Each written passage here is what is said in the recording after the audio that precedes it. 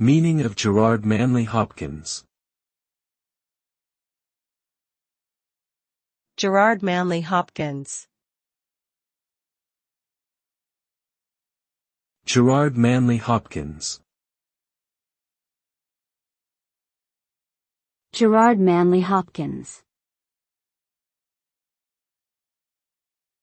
Gerard Manley Hopkins.